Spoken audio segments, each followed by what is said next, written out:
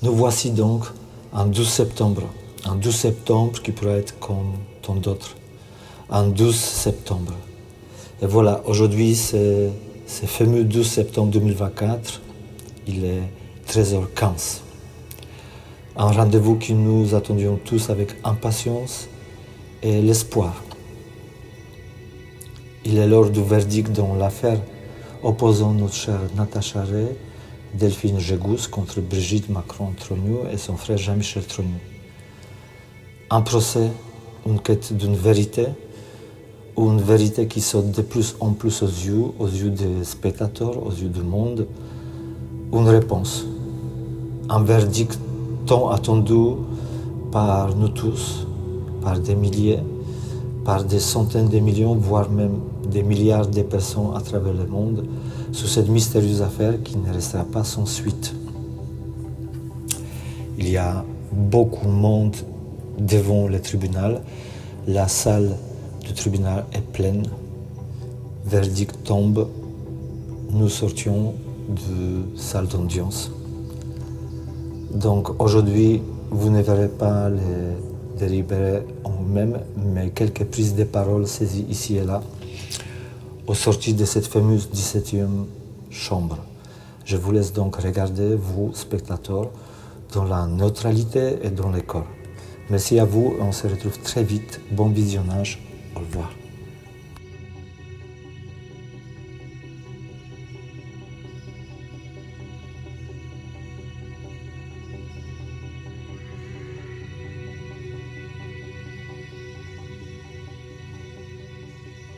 Déclaré coupable en violation de la loi sur la presse, puisque les discours qui étaient poursuivis, aucun des discours qui étaient poursuivis n'impute un fait précis ni à Madame Brigitte Trogneux, ni à Monsieur Jean-Michel Trogneux. C'est une situation extravagante. Les condamnations sont relativement faibles, mais je vais aller tout de suite faire appel. La condamnation, c'est 500 € d'amende avec sursis. Et puis, il faut verser solidairement 8 000 € de dommages et intérêts à Madame Brigitte Trogneux, épouse Macron, et puis 5 000 € de dommages et intérêts à Monsieur Jean-Michel Trogneux.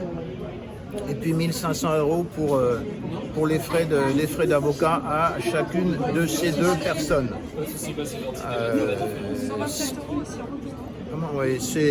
Nous sommes dans une situation équivalente à ce qui s'est passé devant la cour d'appel de Caen, puisque devant la cour d'appel de Caen, Natacha Ray a été déclarée coupable au visa de 7 passages qui ne sont pas des passages qu'elle a prononcés, qui ne sont pas des discours qu'elle a prononcés, mais des discours qui ont été fabriqués par les parties civiles au moment de la rédaction de la citation à comparaître. Donc nous sommes dans une configuration, en tout cas à la cour d'appel de Caen, dans une configuration d'escroquerie au jugement. Et Natacha Ray a fait appel, a formé un pourvoi en cassation contre la décision de la cour d'appel de Caen. L'affaire est pendante devant la cour de cassation et le rapporteur qui s'occupe du dossier, qui s'appelle Madame Florence Merloz, qui, je crois, sauf erreur de ma part, est originaire de Savoie, comme le nouveau Premier ministre Michel Barnier, eh bien, cette conseillère rapporteure a estimé que le pourvoi en cassation doit être jeté à la poubelle, sous prétexte que Natacha Ray n'aurait pas signé son mémoire, ce qui est totalement faux, et sans avoir analysé ses moyens de cassation. Donc Natacha Ray a décidé de récuser la conseillère Florence Merloz, et puis elle va engager sur citation directe une procédure pour escroquerie au jugement, puisque, comme je vous le dis, devant la cour d'appel de Caen, elle a été déclarée coupable, non pas sur des discours qu'elle a prononcés, mais sur des discours qui ont été fabriqués par les prétendues parties civiles, qui sont qui font partie, sont des personnes qui sont en relation avec la famille de Brigitte Trogneux. Voilà. Les éposières. Jean-Michel Trogneux, on n'a pas son identité. Et je crois qu'à l'audience, personne, ni monsieur Jean-Michel Trogneux, ni madame Brigitte Trogneux ne sont venus. Et petit détail qui est intéressant, c'est que devant la cour d'appel de Caen, Natacha Ray avait cité comme témoin madame Brigitte Trogneux, épouse Macron, et monsieur Jean-Michel Trogneux. Ces deux personnes ne sont pas venues. Et en principe, dans ce genre de situation, le président de la cour d'appel de Caen avait l'obligation de renvoyer l'affaire et de faire comparaître devant la cour d'appel de Caen ces deux personnes par la force publique. Voilà. Mais pour ces personnes, apparemment, il existe des passe-droits. On peut dire qu'il s'agit d'une justice républicaine, mais on peut presque dire une justice de francard républicain, puisque les lois ne sont plus appliquées dans ce pays. Merci beaucoup. Merci.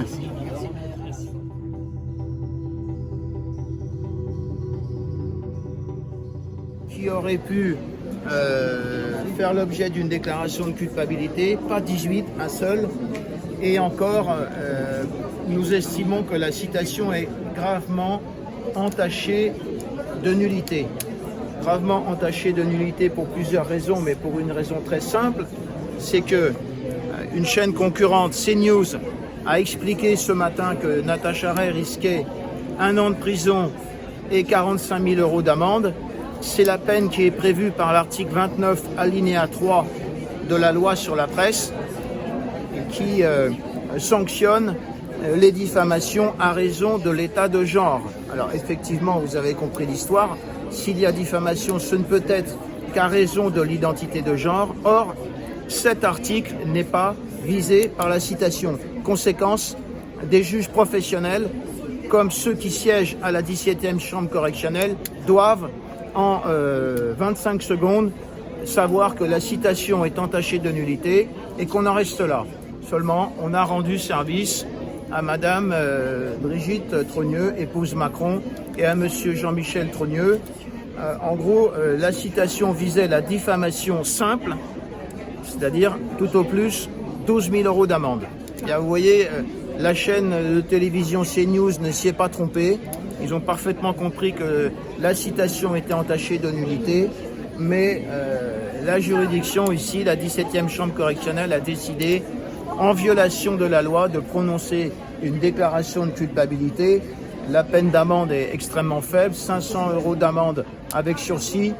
Je vais faire appel immédiatement de cette décision qui a violé toutes les dispositions de la loi sur la presse.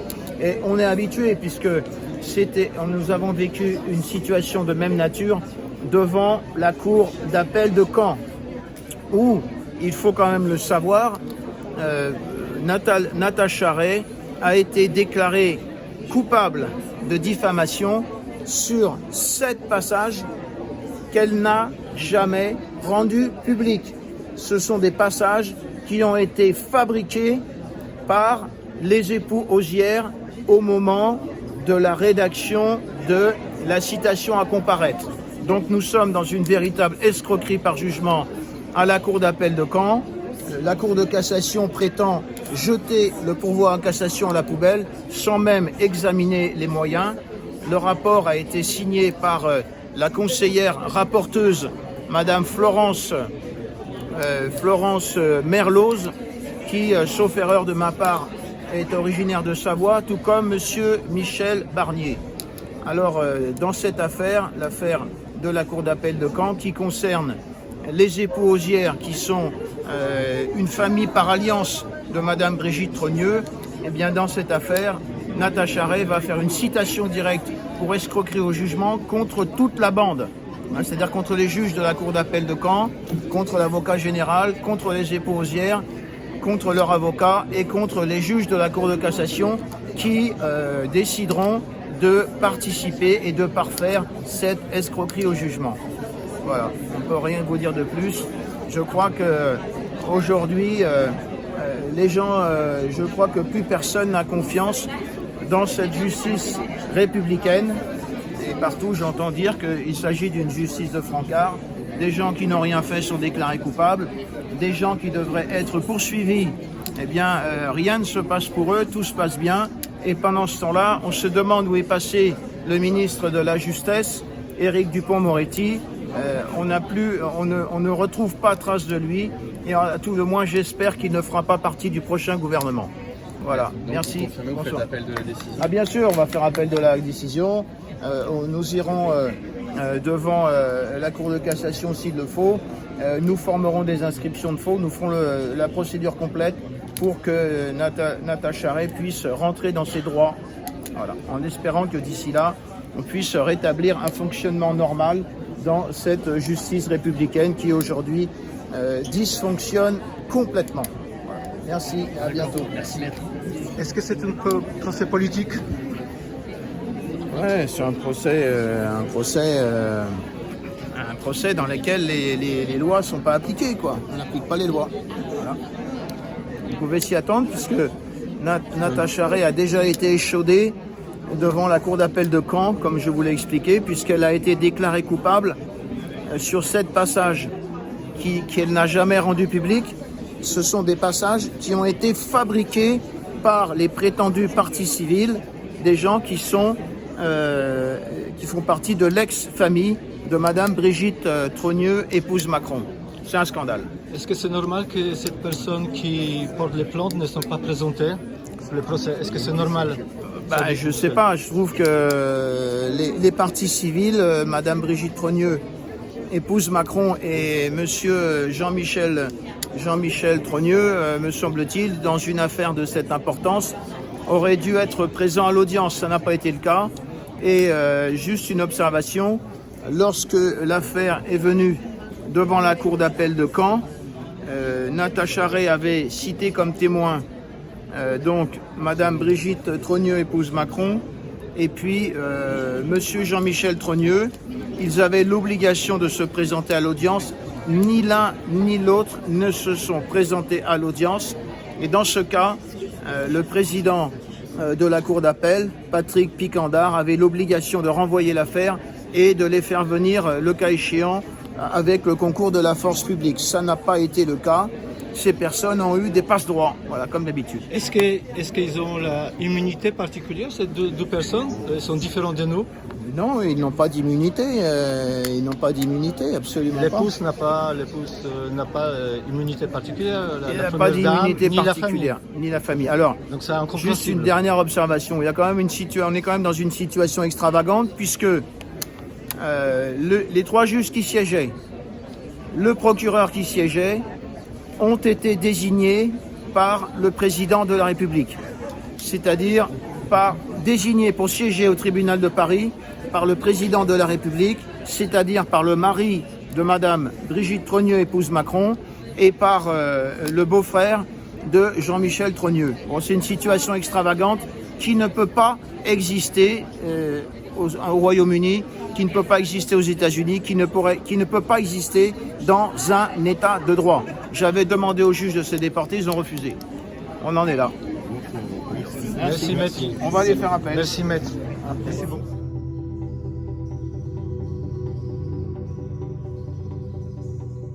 C'est bon. Allez, rappel. La comédie continue. J'étais.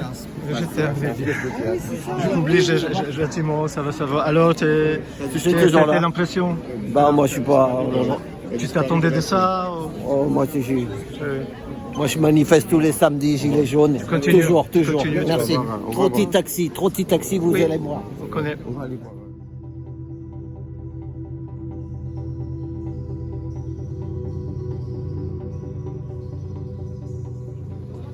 Alors Chloé, Chloé, deux, trois mots, tu as Oula. entendu maître Tu m'impressionnes, là, avec ton- Longuéon. Non, mais je vais prendre caméra, comme je suis là, on profite un petit peu. Alors, vas-y, quelle est deux, trois ta mots, question, c'était tes Charles? impressions? Alors pour moi, la Tu pièce, t'attendais déjà la à ce que pièce tu de attendais? théâtre était pas terrible. J'ai pas beaucoup aimé le jeu des acteurs, il est pas très bon. Ce que je disais avec Christian, là, on discutait des montants qui ont été mis en amende, qui ont été infligés. C'est pas grand-chose, 500 € avec sursis, 50 sursis. Donc, ce qu'on se disait, c'est que symboliquement, ça donne quelque part un petit peu raison quand même. Enfin, ça donne pas complètement tort à la démarche. Oui. Après, il y a des dommages d'intérêt élevés, mais que ni Amandine ni Natacha, à mon avis, ne pourront payer puisqu'elles n'ont pas les moyens N'ont de pas le de faire. moyens. Donc quelque part, c'est un petit peu de l'esbrouf pour pas grand-chose. Et ouais, c'était expéditif, c'était froid, c'était sans appel, il n'y a aucune entrée en matière sur toutes les demandes des parties civiles, il y a du rejet, C'est une d'irrecevabilité, débat très technique. tout est prévu, ouais, c'est très technique. Ouais, il n'y a pas de bienveillance. Et ce que j'ai vu aussi après, parce qu'il y a plusieurs procès, il y a plusieurs verdicts dans la même salle, c'est qu'il y a une jeune fille qui a été jugée et condamnée pour un tweet qu'elle a fait en disant que la police avait fait beaucoup de mal aux manifestants et que peut-être ça serait bien qu'ils voient aussi l'autre côté. Et c'était, je ne sais plus combien elle a eu d'amende, mais 1000 €. 1000 €. Et la juge, on dirait elle est contente de dire oui, vous êtes coupable, vous êtes condamné à ne plus jamais, et on vous donne 500 € à payer au début, et pour que vous compreniez qu'il ne faut plus jamais faire épée de Damoclès sur votre tête, elle utilise des mots hyper forts, hyper menaçants. Donc il y a vraiment une assise du pouvoir, et on a bien vu au début de l'audience, le trône de madame n'était pas à la bonne place, et donc elle a changé la chaise qui avait un plus haut dossier pour être vraiment la personne centrale. Donc il y a vraiment un rôle de la hiérarchie qui est accentué, qui fait très théâtral. On est dans un théâtre. Simplement, je ne reviendrai pas voir la pièce parce qu'elle n'est pas bonne. Est-ce que tu t'attendais de cette décision? Oui, je m'y attendais, malheureusement. Je m'y attendais, ça malheureusement, aurait été vraiment révolutionnaire que des juges nommés par l'intéressé, par le mari de l'intéressé, donnent tort, d'autant plus qu'il est accessoirement président de la République. Donc c'est vrai que les jeux étaient un petit peu joués d'avance, quoi. C'est même pas question de donner tort. On parle des lois, mais Maître Angléon, il dit c'est complètement Et en plus, non-respect, c'est non-application illégal des lois. puisqu'ils ont. Alors, aussi, un truc très intéressant, c'est que c'est pas une diffamation sur le sexe de Brigitte, sur l'identité de Brigitte, pas du tout. C'est sur des attestations qui ont été déclarées fausses, alors que bon, il y aurait tout un dossier à développer là-dessus, et des allégations qui ont été mises dans la bouche des prévenus, donc de Amandine et de Natacha, qui n'existent pas, qui n'ont pas été prononcées par elles. Donc c'est de la fabrication pure, et il y a de la diffamation, de la condamnation pour diffamation sur des propos, donc sur ces propos, 18 propos en tout, qui n'existent pas. Donc on est vraiment dans un procès imaginaire, dans un verdict imaginaire, qui malheureusement s'applique dans la vraie vie. Avec des accusés présents, absents. Avec des plaignants absents, et d'une non-reconnaissance totale des faits des droits. et des droits. Et du droit pénal, du droit civil, du droit constitutionnel. Là, Maître François d'Angléon l'a bien précisé. Donc il va faire appel et on verra ce qui se passe. L'essentiel, c'est que les gens ouvrent les yeux et comprennent ce qui se passe. Après, on ne fait plus tellement confiance aux institutions. Moi, je trouve qu'elles ont prouvé que de maintes façons, de mille et une façons, qu'elles n'étaient pas au service de la population en tout cas. Oui. Mais au moins ça permet de voir ce qui se passe en coulisses, ce qui se passe sur la scène, et que les gens osent et le courage d'ouvrir les yeux, parce qu'il ne s'agit pas juste de le voir, mais il faut avoir envie de le comprendre aussi. À suivre. À suivre. Merci. Merci à toi.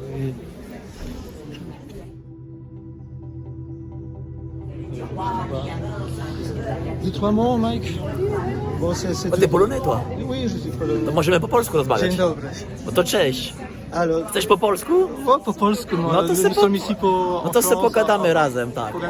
Alors, deuxième audition, est-ce que tu t'attendais de ce jugement?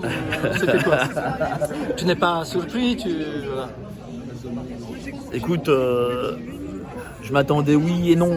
Je pensais il y avait quand même des éléments de droit qui donnaient des raisons Imbattable. à Maître. Maître d'Angléon et à Madame Maud Marion. Donc oui, on sent quand même que la justice elle est un peu orienté. Hein. On sent que la justice est plutôt de l'injustice, sincèrement. Surtout, alors, il y a deux choses. Un, Madame Amandine Roy donne la parole à quelqu'un qui a fait 3 ans d'enquête. Dorénavant, on sait que lorsqu'on donne la parole à quelqu'un qui a fait 3 ans d'enquête, on peut être condamné. Deuxième chose, il y a une dame journaliste qui a fait 3 ans d'enquête, et dorénavant, on sait que lorsqu'on fait 3 ans d'enquête, on peut être aussi condamné. Ça veut dire que tu as, par exemple, des affaires, d'anciennes affaires type, je sais pas moi, la fille de Mitterrand, par exemple. Si on avait trouvé ça en 2024, avec les dossiers publics. Si en 2024, on avait sorti cette affaire, eh ben, on serait condamné pour diffamation. Enfin voilà, je pense que malgré tout, les faits, parce qu'il y a quand même appel, peut-être qu'appel ça peut être différent, mais je pense que le temps donnera raison à nos deux amis, au final. C'est incroyable parce que la question se pose, c'est une affaire publique qui finalement devient une affaire privée, parce qu'il y a d'autres parties privées qui accusent Natacha et Madame Gégus. Finalement, ça redevient public parce qu'on avance un an, on change la décision de justice au lieu de 2025-2024. Moi, je vais te dire et la condamnation est privée. En réalité, même si elles ont perdu la procédure, en réalité, elles ont gagné.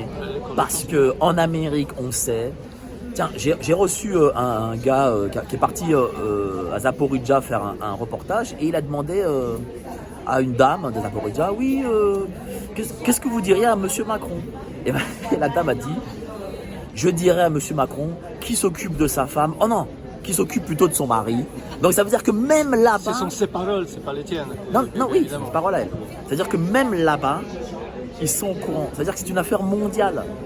Qui aurait cru, il y a 3 ans, que cette affaire deviendrait mondiale et que en Amérique, en Angleterre, en Allemagne, en Russie, en Ukraine, les gens soient au courant de la réalité de la sexualité et du genre de Madame Macron.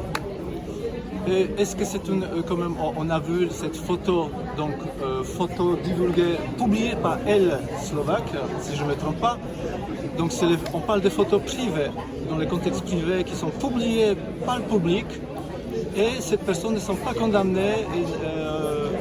La couple résidentielle ne fait aucun recul.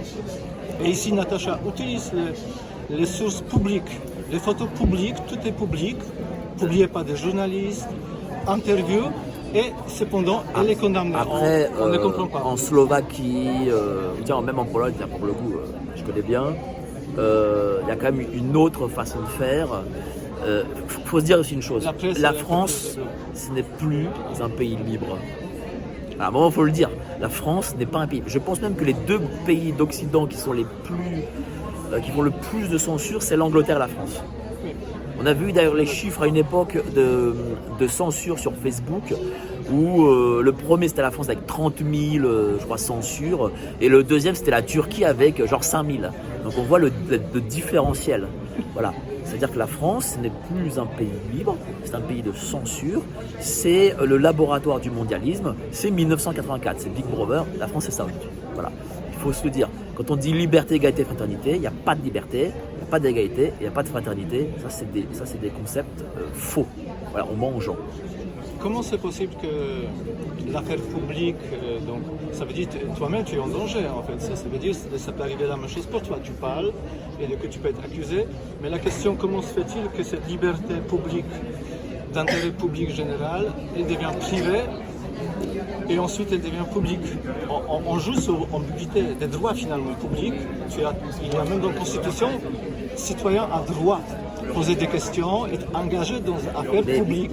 Plus aujourd'hui, depuis quand il n'y a pas eu de référendum dans ce pays? Depuis 20 ans. Depuis quand? Tiens, là, on a eu des élections législatives. Les 3/4 des Français ont voté soit France Insoumise, enfin soit Nouveau Front Populaire, soit Rassemblement National. Pourtant, qui est Premier ministre? Un LR. Quels ministres on entend qui vont peut-être venir? Valérie Pécresse, Laurent Wauquiez. Mais on n'a pas choisi. Voilà, des gens comme ça qu'on ne choisit pas. Là, on a compris. Donc là, on n'est plus en démocratie.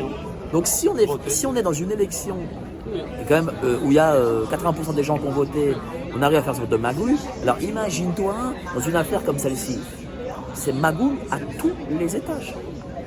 Et c'est non démocratique à tous les étages. À un moment donné, il faut le dire aux gens, il faut que les gens arrivent à le comprendre. Est-ce que ça sera l'effet, pour moi c'est un effet Streden. Je pense aussi, ouais. Exactement, on doit voir ça parce que du coup on comprend, on joue. Ça veut dire que le président peut choisir lui-même, c'est pas le peuple qui choisit, c'est pas les citoyens. Le président doit valider son premier ministre.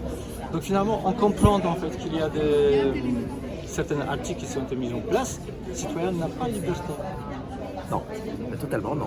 En réalité, en vrai, on parle de démocratie. Regarde, finalement, déjà, prends l'exemple des soignants suspendus. Oui. Soignants, pompiers, militaires, administration, plus personnel 15 de mois, ménage. 18 mois. Bon, ils ont été suspendus 18 mois, alors que la loi est totalement illégale, puisque on ne peut pas prendre la cotisation des gens, en tout cas ceux qui ont cotisé. Ils ne pouvaient pas en plus avoir leur RSA ou que sais-je. On les a arrêtés, on leur a même envoyé des bulletins de salaire négatifs. C'est totalement illégal. Pourtant, ils l'ont fait. Le tribunal administratif a donné raison. Le Conseil constitutionnel a donné raison. Et la masse des gens n'en avait rien à foutre. C'est vrai, hein, la majorité des gens s'en foutaient complètement. Pourtant, un an avant, ils ont applaudi tous les jours à 20h. Voilà, nous, notre job, et dont le tien aussi, c'est de faire ouvrir les yeux à tous ceux qui dorment. Exactement. Éveiller conscience parce que ça va se passer comme ça. Éveiller conscience. Moi, je vais te dire une chose. Dans les années 80, écoute-moi, dans les années 80, je suis né en Pologne, j'ai vécu en Pologne dans les années 80. J'ai vu Solidarność, j'ai vu on a vécu la même tout chose ça. En 80-81, voilà. La résistance. Moi, je suis né en 81. Moi, je suis né en 81. Et je suis venu en France vers 87-88. Oui. Et donc, j'ai vu ces choses et c'est tombé. Oui, le système communiste et est tombé parce que les gens étaient tous éveillés. Ils ne souhaitaient plus, ils ont compris, on ne souhaite plus ce système communiste mafieux. Donc c'est réveil en fait, ça va se passer en bas. Clairement. Ça ne va pas se passer par haut parce qu'on voit ce qui se passe. Par contre, éveil. Et ça va arriver. Et c'était comme ça en Pologne. Ça prendra peut-être un peu de temps, mais ça arrivera. Merci Mike. Salut. Merci.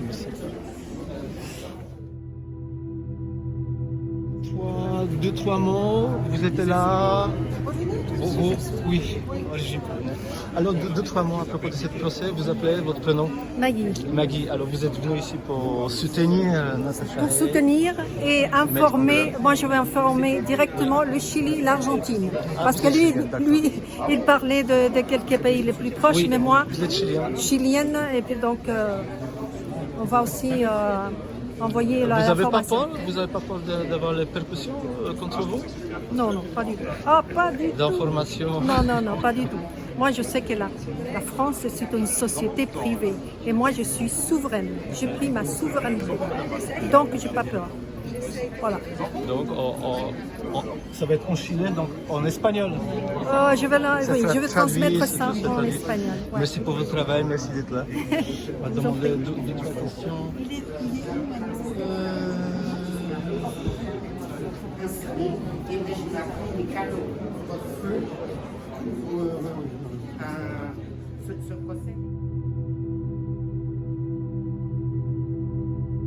Ce procès n'est là que pour dissimuler réellement ce qui se passe en France et dans toute l'Europe, voire à travers le monde entier, qu'est l'installation d'une nouvelle forme de société, un nouvel être humain, une nouvelle forme d'être où le mensonge règne et l'illusion. Voilà. Donc je suis là afin d'apporter ma lumière, mon amour à toutes les personnes qui m'entourent et en espérant de ne pas trop dire parce que ce n'est pas... Méfiez-vous des apparences, parce que les gens, l'habit ne fait pas le moine, c'est pas parce que vous mettez... l'habit ne fait pas le moine. Et aujourd'hui, on prend les anges pour des démons, les démons deviennent des anges, on le sait très bien. Aujourd'hui, ce procès révèle encore une fois, malgré tous les autres procès, on l'a vu, revu, et archi-revu, en fait, l'histoire se répète toujours. C'est une histoire sans fin, basée sur le mensonge et l'illusion. Voilà. Je vous remercie. Comme la politique d'aujourd'hui, nous allons vers un plan, un mal dont on ne prononce pas le nom, Et voilà, donc courage à tous, parce que ceci peut aussi cacher d'autres rituels, on peut dire, d'autres méfaits qui sont tout aussi importants. Voilà. J'ai une petite question. C'est une illusion. J'ai une petite question sans même parler. C'est en fait l'histoire du sage qui vous montre la lune et vous regardez le doigt, en gros. Ouais, c'est un peu ça. Voilà. Tu as répondu à ma question en fait, c'est un peu ça. Je lis dans tes pensées, Ouais, chérie.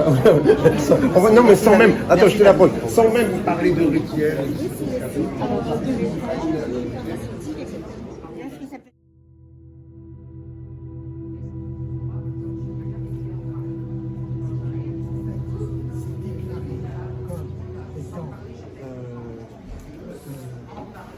Le mariage qui a eu lieu entre Jean-Louis, qui n'a jamais existé. Il y a un Jean-Louis Auzière qui n'a jamais existé.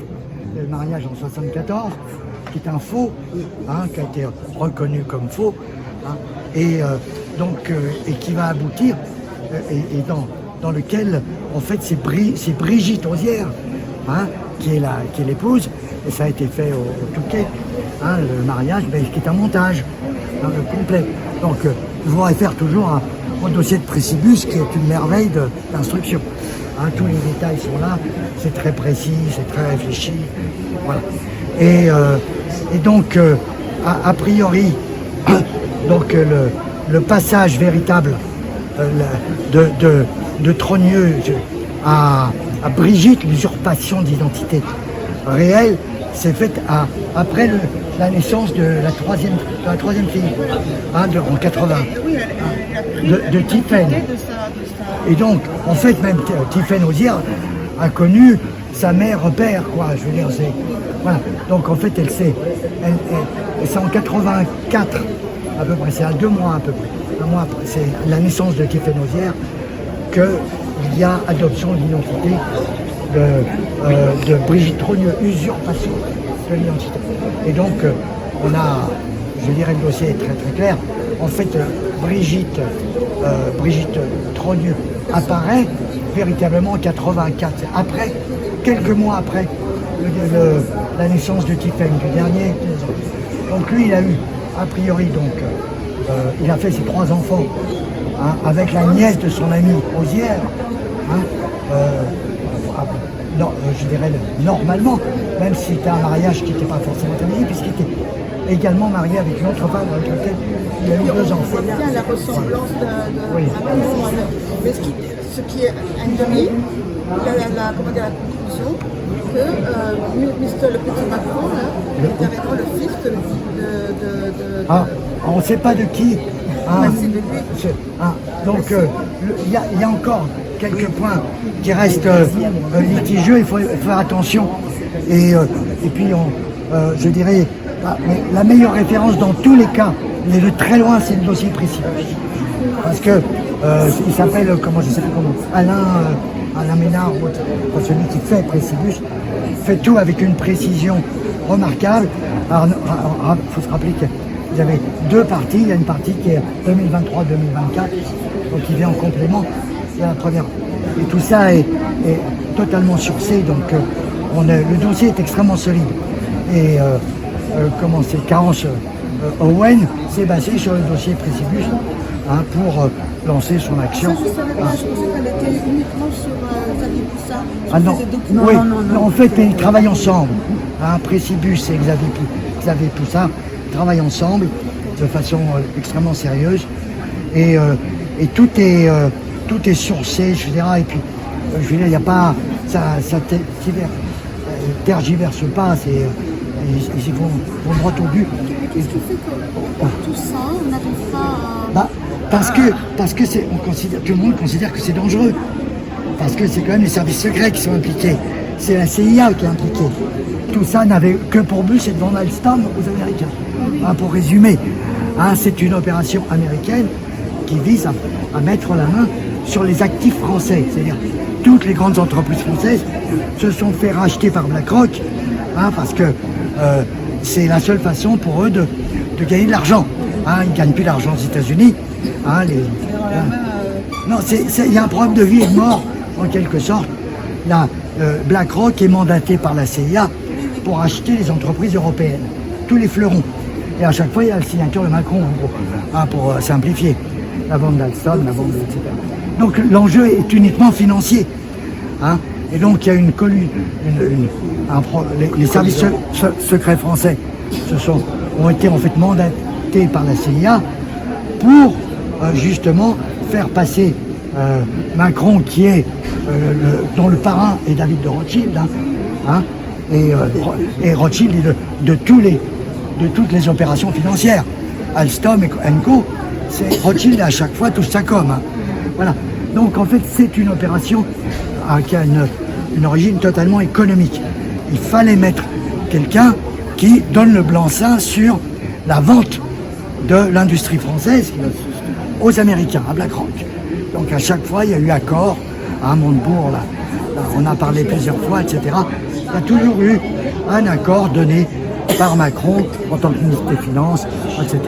C'est une opération qui, en fait, est extrêmement importante avec la CIA, avec les services secrets et avec des morts. Hein, souvenez-vous de Marie-France Pizier qui est morte quand elle a voulu dénoncer Olivier de Hemel donc en 2012 à peu près, et qu'on a retrouvé au fond de la piscine avec sa chaise en métal sur la tête. Xavier Poussard a perdu ses comptes en banque. En fait, il y a Natacha Ray a une maladie grave, un cancer foudroyant. Donc c'est normal, c'est dangereux. Hein, c'est comme du Coluche, c'est comme du Bérégovoy, etc. On touche à l'économie, à la politique de haut niveau. Et donc, les risques pour tous ceux qui veulent entrer dans pénétrer sur ces sujets, le risque physique est important. Voilà. Et c'est pour ça que, vous voyez aujourd'hui, ce procès est complètement absurde, hein, puisqu'on n'a jamais vu, comme on dit, voilà, Trogneux et son frère, tout ça c'est complètement bidon. Et on ne les a pas lus. Bon, mais cette action, on voit le danger qu'il y a. Hein, Natacha Ray est dans un état difficile. Xavier Poussard ne peut pas rentrer chez lui, on a foutu à sa maison et tout. Donc on est quand même dans un champ de mine. Voilà. Et donc, par contre, il n'y a pas d'autre choix que de procéder comme ça. Parce que l'affaire Trogneux, c'est, comme je dis, c'est juste l'extrême sommet de l'iceberg. Hein, toute la pédocriminalité est un immense iceberg, très important. Et par exemple, le fait de dire que l'élection de Trump, il va continuer, si jamais il est élu, il va continuer son nettoyage. Donc au niveau aussi de... Aujourd'hui, Trump, il a... Oui, il est mal... Mais en quoi ça pourrait... Il a dossier. Hein? On a trouvé dossier chez lui. Oui, enfin, maintenant il n'y a plus de mystère.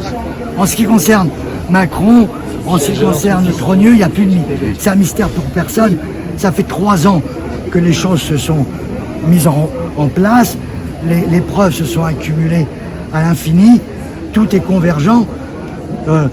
Donc aujourd'hui, la question de la preuve ne se pose pas. Aujourd'hui, la question est celle de la démarche juridique, tout en restant vivant.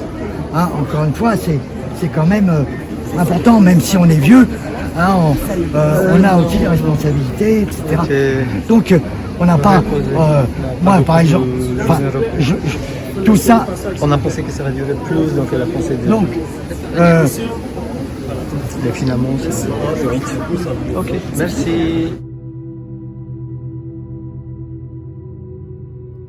Bonjour Christian Cotten, bienvenue sur Tribune Libre. Aujourd'hui, nous sortons du tribunal, il s'est passé quelque chose de fou. Est-ce que vous pouvez nous le résumer et nous dire ce sur quoi ça va déboucher, à savoir peut-être un début de solution?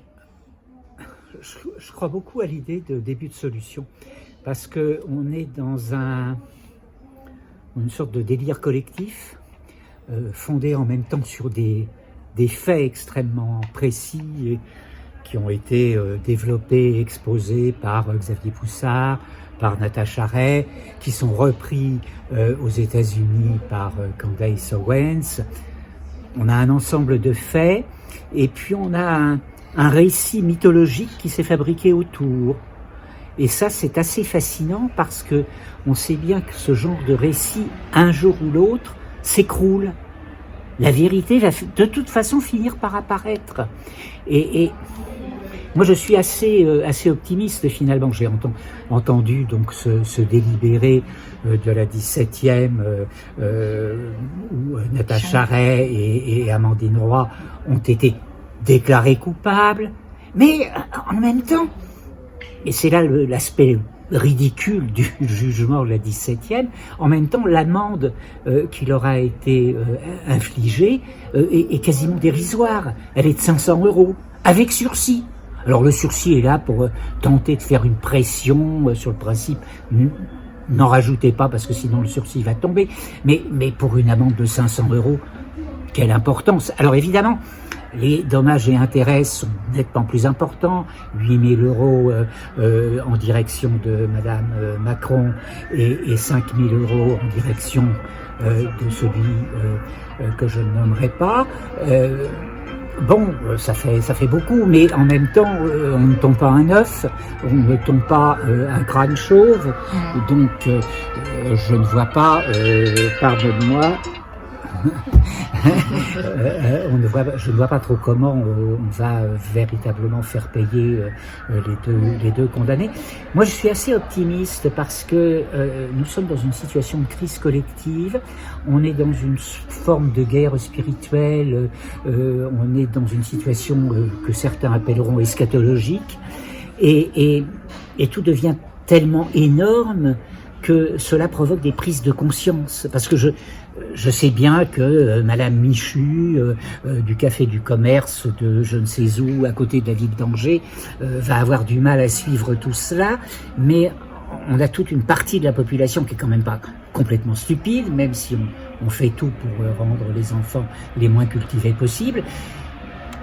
Une bonne partie de la population est en train de comprendre. Et puis enfin, la dernière photo de Brigitte sur son bateau de vacances, quand même. Comment se fait-il que personne n'a débunké, comme on dit aujourd'hui, cette photo? Personne n'a dit c'est une fausse photo. Personne n'a dit c'est l'intelligence artificielle. Alors, je sais pas, mais il y a un truc, quoi, parce que, quand même... Est-ce qu'elle est transgenre ou transsexuelle? C'est pas la même chose. J'ai pas tellement envie de rentrer là-dedans parce que je ne voudrais pas que tu te fasses poursuivre et moi avec pour transphobie, parce que quelque part je m'en fiche de cela. Je suis pas en train de faire de la moraline, je suis juste en train de constater des faits qui s'appellent une usurpation d'identité, ou alors il va falloir qu'on me démontre le contraire, mais toutes les données dont on dispose, toutes les données dont les journalistes et les enquêteurs disposent aujourd'hui aboutit à cette conclusion. Ça s'appelle une usurpation d'identité en droit. On a, avec ça, un détournement de mineurs qui n'a jamais été géré. Et on a surtout, et c'est ça moi qui m'importe le plus, on a une atteinte aux intérêts fondamentaux de la nation. Une atteinte aux intérêts fondamentaux de la nation. C'est-à-dire que c'est équivalent à de l'espionnage, par exemple. Ce sont les mêmes articles de loi, j'ai plus les numéros, pardonnez-moi, mais peu importe les numéros, mais ces articles-là dans le code pénal existent bien, et à la sortie, c'est au minimum 15 ans de réclusion criminelle. On a usurpation d'identité, recel d'usurpation d'identité, et ça, c'est du pénal. Ça va bien au-delà d'un petit procès en diffamation devant la 17e chambre correctionnelle pour Natacha Ray et Amandine Roy. Alors moi, mon espoir, c'est qu'à un moment ou un autre, on va arriver à mettre tout ça sur la table et on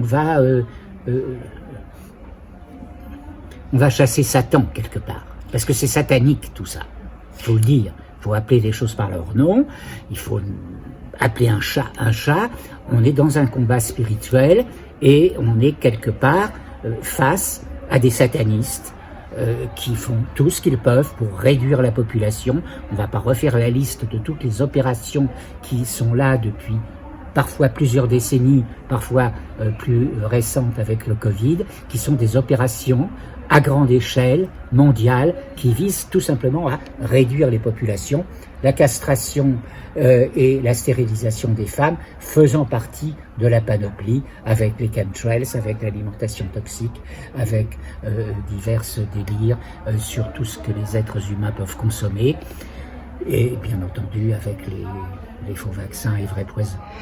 Est-ce qu'on a atteint un état de bouffée délirante, au final? Quelque part, ça y ressemble.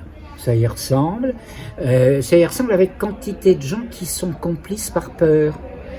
Les magistrats de la 17e correctionnelle, je les connais bien depuis plus de 25 ans pour différentes raisons, sont pris au piège d'un système, c'est-à-dire que s'ils veulent continuer à faire leur carrière de manière entre guillemets normale, s'ils veulent éventuellement un jour être nommés procureurs, ce qui peut être plus intéressant pour eux que juge du siège, il faut qu'ils restent dans la doxa, il faut qu'ils restent dans les clous, et s'ils franchissent la ligne rouge, ça va mal se passer pour eux. Donc ils condamnent Amandine et Natacha, alors qu'il y avait véritablement rien qui justifie leur condamnation. En réalité, si j'écoute les avocats, si j'écoute Natacha ou Amandine, il n'y a rien dans le dossier de véritablement solide. On fait croire qu'elles seraient condamnées pour transphobie ou je ne sais quoi d'autre, ce qui est juste un pur délire. Elles n'ont jamais manifesté de comportement transphobe, et en ce qui me concerne, je n'en ai strictement rien à faire, sauf que je pense quand même par ailleurs qu'on est dans la pathologie. Mais c'est une autre histoire et c'est un autre dossier, c'est d'autres questions qui peuvent faire l'objet d'autres propos. Sur le fond, je ne vais pas faire de la moraline sur le fait que X couche avec Y et que... C'est pas le sujet. C'est pas le sujet. Comment retrouver une justice indépendante? Plus tard. La France aujourd'hui, politiquement parlant, est dans une situation qui nécessite un schéma de rupture. Je ne sais pas quand ce schéma va se faire, je ne sais pas qui va le faire, mais ce que je sais, c'est qu'il est inéluctable qu'il arrive à un moment ou à un autre. Quand je parle d'un schéma de rupture, je parle d'un changement de régime politique. Je ne parle pas d'une nouvelle assemblée, je ne parle pas de nouvelles élections, je ne parle pas d'un nouveau gouvernement, je ne veux pas non plus parler d'une insurrection populaire, mais les changements de régime, historiquement, ce sont les juristes et les militaires. Donc j'attends que les juristes et les militaires fassent leur devoir sur lequel ils ont prêté serment, de protéger les populations, en ce qui concerne les militaires en tout cas. Les magistrats c'est un petit peu différent. J'attends qu'ils fassent leur devoir.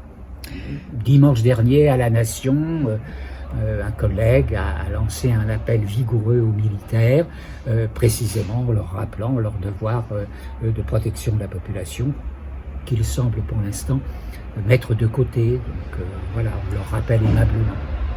On peut se retrouver quand pour soutenir à nouveau ces deux jeunes femmes? De toute façon, il va y avoir un appel. Alors, ça va prendre du temps, à mon avis, plusieurs mois. La Cour d'appel ne réagit pas très vite sur ce genre de dossier. Mais ça va être intéressant le jour de l'audience en appel, si la salle est pleine et si nous sommes nombreux dans le couloir. L'impact psychologique et énergétique sur les magistrats n'est pas le même que s'il y a 2 personnes dans la salle. Il faut bien comprendre ça. Le jeu d'un tribunal, c'est psychologique, c'est énergétique, et être magistrat face à une salle pleine, ce n'est pas la même chose que face à une salle vide. Absolument. Et on se retrouve donc bientôt. On se retrouve bientôt. Je n'ai pas de date évidemment, mais ce que je sais, oui, je voulais vous dire, voilà, ça me revient. Oui. Il y avait bien des médias, des gros médias présents ici aujourd'hui qui m'ont raconté une autre histoire que la nôtre. Bien sûr, oui, BFM était là, au minimum. Alors après, j'ai croisé des médias alternatifs comme Mike Borowski, comme LDC News, Xavier Azalbert, LDC, bien sûr. La Tribunique qui est là, Andrew qui est là. Léopold qui était là. Donc Il va y avoir deux versions, évidemment. Totalement Il va y avoir la version officielle, la langue de bois, le ministère de la vérité. On est dans Orwell, on est dans le ministère de la vérité. Les propagandistes aujourd'hui ne font rien d'autre que de dire la vérité officielle. C'est une blague. En France, faire cela. Et comment est-ce qu'ils peuvent imaginer qu'ils ne vont pas mal finir, tous ces gens-là? Il y en a un paquet qui vont partir aux îles Kerguelen, il faut être clair. Non, ils sont intouchables, selon Non, ils ne sont pas intouchables. Ils croient qu'ils sont intouchables. Ils croient qu'ils sont intouchables. Et ils risquent de le croire encore quelques semaines, quelques mois, mais guère plus. À un moment, ils vont tomber de leur piédestal. Ça me paraît très très clair. Et je leur souhaite bien du plaisir, parce que ça va être sévère. Quand le schéma de rupture va arriver, et il ne peut pas ne pas arriver, il va être sévère. Un grand merci, Christian Cotten. Merci Stéphanie, merci André. Voilà. Tu as une question. J'ai les questions, je ne voulais pas interrompre. On parle des années 80, Pologne. Il y a un changement énorme en Pologne, années 80. Donc le régime communiste avec Jaruzelski, mal vu Jaruzelski, général. On se moquait ici notamment beaucoup de lui. Finalement, ce qui s'est passé, que la résistance s'est cachée partout pendant un an et on s'est assis à table. Donc quand même, de mon point de vue, lecture, moi j'ai eu 10 ans à cette époque-là. Aujourd'hui, je pense qu'il quelque part, il a sauvé un peu la Pologne, général Jaruzelski, contre la Russie, parce que les chariots ont été là. On a vu l'image des chariots russes et polonais en Varsovie. Donc, vous voyez cet exemple-là, je vous parle années 80. Pour moi, c'était hier. Oui, et ça montre que changement peut se faire par les prises de conscience, parce que c'est ça que moi j'ai vécu, c'est ça que j'ai compris de cette époque-là, et je suis étonné qu'aujourd'hui, ça fait depuis beaucoup de manifestations, que finalement, comme on parle avec certaines personnes, ils doutent que c'est possible. Ils doutent que demain, on peut arriver comme ça, le point zéro, tout le monde sort dehors. Il n'y a pas de manif, on sort tous dehors. Boycott total un mois. On tient un mois, on sort partout. On est inarrêtable. C'est terminé. C'est arrêté sans effusion de sang. Enfin, complètement. Sauf erreur de ma part. Comment se fait-il qu'on oublie cet événement qui est pas loin, la France, la Pologne. Parce que on ne parle pas de cette conscience. Il faut un petit peu de temps. Et puis parce que la France, c'est un enjeu majeur. C'est en France que les choses doivent commencer à basculer. Oui. Et ça, le nouvel ordre mondial, les groupes, les bandes criminelles organisées mondialistes, de prédateurs apatrides, comme je les appelle, qui utilisent les institutions de la République française, ces gens-là savent à quel point la France est importante dans cette guerre spirituelle, et pas que, dans laquelle nous sommes. Et donc, ils font tout ce qu'il aurait possible de faire pour abrutir la population, pour mentir, pour embobiner, pour manipuler, pour installer un ministère de la vérité. Et donc, du coup, oui, il y a beaucoup de Français qui les suivent. Il y a beaucoup de Français qui les suivent. Mais je ne désespère pas, parce que moi j'observe les choses avec le temps. Je suis quelqu'un, j'ai plus 20 ans, donc je suis beaucoup moins impatient que je pouvais l'être à 20 ans, à 30 ans, à 40 ou même à 50. J'ai 71 ans maintenant, et j'ai le temps de vivre. La dernière négociation que j'ai eue avec ma mort, c'est pour qu'elle me dise 99 ans, Cotten. Donc j'ai encore quasiment 30 ans devant moi. Voilà. Et je fais mon métier de pédagogue, de psychosociologue, de psychothérapeute. Je fais mon métier tranquillement, et j'ai le temps de vivre. Alors je sais bien qu'il y a des gens qui meurent avec le scénario dans lequel nous sommes. Je ne suis pas très confiant dans le court terme, parce que les Américains et les Anglais viennent d'autoriser Zelensky à utiliser ses missiles en direction de la Russie. Mais en même temps, parenthèse, Zelensky qui n'est plus président depuis plus de 3 mois, formellement, c'est normal, qui continue à faire semblant. Ils sont d'accord. Mais Bon, la science française avec Jean-Pierre Petit a offert aux Russes la magnéto-hydrodynamique et les missiles hyper véloces. Tout à fait. Ce sont des inventions françaises et ce sont les Russes qui les ont utilisés pour faire des missiles qui peuvent arriver à Paris ou à Londres en moins de 5 minutes. Oui, c'est la puissance. En moins de 5 minutes. Donc je ne sais pas ce qui va se passer dans les semaines qui viennent. Ce que je pense, c'est qu'il va y avoir de toute façon des événements majeurs qui vont se dérouler au niveau planétaire, soit du côté de la Russie, soit, et c'est plutôt que soit, et du côté des États-Unis. Alors on va voir, qui vivra verra, lâchons prise, respirons un grand coup et prions au ciel que en parlant de la Pologne, nous évitions de recevoir un missile sur Paris. Supersonic, ça n'arrivera pas parce que selon ce qu'on voit... Bonjour. Tu peux nous dire 2-3 mots à propos des procès? Alors, là, tes impressions? Le procès, je suis arrivée juste là il n'y a pas longtemps parce que je jouais à la Cité de l'Histoire, ironie de l'histoire justement. L'histoire est toujours réécrite par les gens qui ont le pouvoir de l'écrire. J'ai eu connaissance sur la route du verdict. Et je pense que suite à cette parodie de justice, bah là ça prouve que la justice est quand même assez vérolée. Et il y a un appel qui va être fait, donc j'ai l'impression que les personnes attaquées vont ne rien lâcher, comme on dit. Et c'est tant mieux parce que je ne vois pas où est la diffamation dans tout ça, donc ça ne tient pas debout et c'est assez évident, c'est assez facile à comprendre. Voilà. En tant que citoyen, ton ressenti, ça t'inspire quoi? Est-ce que tu espérais que Natacha Ray va gagner ce procès? Est-ce que tu as un espoir? Oui. Ah bon? Oui, j'avais un espoir, enfin un espoir relatif, mais j'avais un espoir bien sûr. Natacha Ray, c'est la jeune femme que je ne connais pas, mais qui m'a fait prendre conscience de certaines incohérences énormes dans cette histoire, ce storytelling, comme on dit aux États-Unis, de l'histoire de Madame Brigitte Macron. Et l'interview fleuve de 4 heures qu'elle avait donnée à Madame Amandine Roy, qui est ici, que je rencontre pour la première fois, au bout de 2 heures, m'avait convaincu que en fait, Brigitte Macron n'était peut-être pas celle qu'elle affirme être et que la presse affirme qu'elle est. Donc au bout de 2 heures, suite aux détails morphologiques qui m'ont pas convaincu jusqu'au bout, parce que les morphologies, oui, les femmes, nous, biologiques, nous avons des corps extrêmement différents, donc ça ne suffit pas, très variés, ça ne suffisait pas à me convaincre.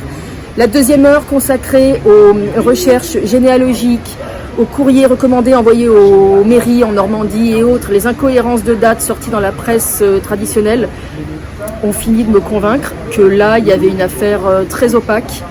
Et bon, déjà qu'il y a beaucoup de mensonges dans la presse mainstream et proférés par la classe politique. Là, je me suis dit, effectivement, ce couple n'est plus à un mensonge près, même un mensonge grotesque. Voilà. On se moque de la sexualité des adultes, mais quand il y a des conséquences sur la gestion d'un pays, sur l'état peut-être psychologique d'un soi-disant président de la République, ça nous concerne tous.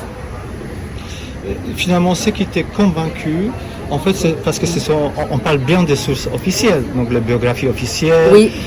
Donc finalement, c'est pas simplement Natacha Ray qui t'a convaincu, c'est ces questionnements, ces incohérences qui ont été relevés de sources officielles. Oui, absolument. Donc, même. Pas, en fait, Non, absolument. Elle n'a pas inventé. Natacha Ray, elle a vu effectivement de faits, puisqu'elle a son dossier de presse est solide. Elle voit des incohérences sorties dans telle presse. Elle donne le nom des canards. Elle cite ces sources. Elle cite les sources qui sont des canards très connus, nationaux. Hein. Donc c'est solide en fait. Et moi, je suis navrée. J'ai cru à cette belle histoire au début, d'amour, entre guillemets, avec un écart d'âge comme dans l'affaire Mourir d'aimer, qui a été chantée par Charles Aznavour, l'affaire Gabriel Brussier, je crois, ou un nom comme ça, enfin une histoire qui avait défrayé la chronique dans les années 70. Désormais, je pense qu'on a affaire potentiellement à un énorme mensonge d'État. Et ce qui est regrettable, c'est surtout toutes les conséquences fâcheuses pour la conduite du pays, pour le peuple français et pour l'image à l'international, et puis l'idée même du mensonge, qui est un problème, puisque le mensonge, il peut être sans limite, et aux conséquences sans limite. Et tu es en chaîne, on peut t'écouter, tu peux J'ai une chaîne, donner, voilà, oui, un média indépendant sur YouTube, également présent sur Odyssée au cas où il pourrait sauter un jour. Il s'appelle donc Tribune Libre. Et je vais essayer de recevoir dessus Amandine Roy, que je trouve courageuse. Et puis venez nombreux nous soutenir. Il faut qu'il y ait une galaxie de médias indépendants, qui soient gros, moyens ou petits, une galaxie qui s'entraide et qui se tiennent, qui se soutiennent. Tribune Libre, Entraide. Tribune Libre, absolument. Voilà. Et ton prénom? Stéphanie. Voilà, je connais. Andrea. Voilà. Bah oui, Merci, Stéphanie, Tribune merci, Libre. tout à fait. Merci à vous et à bientôt. très bientôt. Et vive la Merci vérité, pour la liberté. l'engagement. Merci. À bientôt. Merci.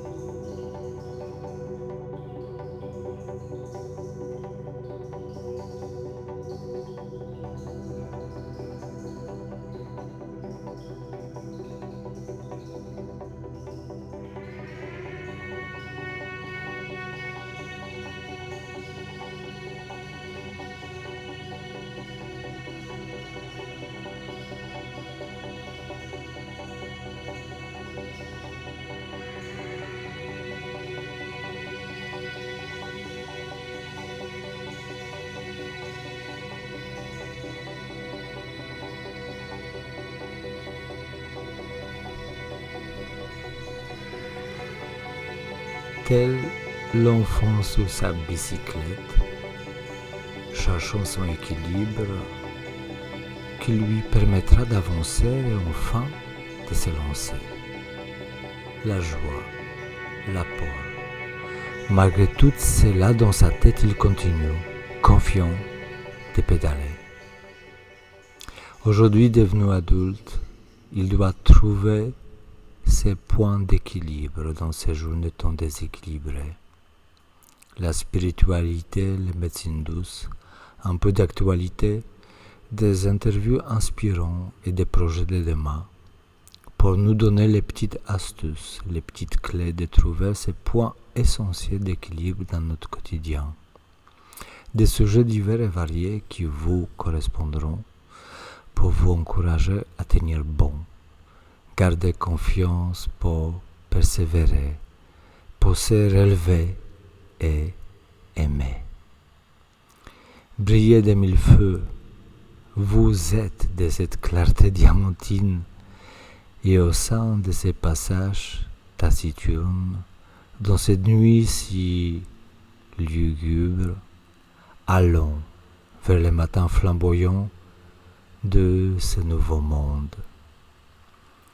Aujourd'hui, gardez le corps haut, regardez vers le ciel, s'émerveiller et vibrer ici et maintenant. Notre horizon d'amour infini, un lien humain invisible et indestructible mais sacré. Retrouvez dans notre vie l'espoir, la joie d'être là. Bienvenue chez vous sous ce canal, comme sur un lac. Ce jardin secrètement gardé, le tien, il te sera donné.